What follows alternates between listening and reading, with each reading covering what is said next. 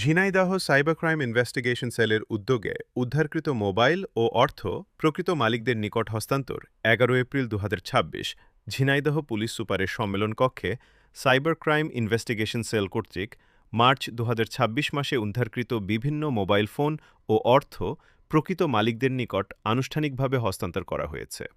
অনুষ্ঠানে মোট ৫৭টি উদ্ধারকৃত mobile phone এবং মোবাইল ফাইন্যান্সিয়াল সার্ভিস এমএফএস এর মাধ্যমে আত্মসাৎকৃত ৬৩,৫৪২ টাকা প্রকৃত মালিকদের হাতে তুলে দেন ঝিনাইদহ জেলার সুযোগ্য পুলিশ সুপার জনাব মোহাম্মদ মাহফুজ আফজাল।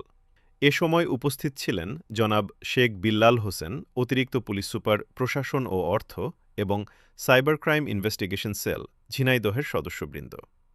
সাইবার অপরাধ দমনে পুলিশের এ ধরনের সফল অভিযান ও দ্রুত উদ্ধার কার্যক্রমে সাধারণ জনগণের মধ্যে স্বস্তি ও আস্থা বৃদ্ধি পেয়েছে বলে সংশ্লিষ্টরা মত প্রকাশ করেন। দৈনিক প্রচারের সকল আপডেট পেতে ফেসবুক পেজ ফলো ও ইউটিউব চ্যানেল সাবস্ক্রাইব করুন।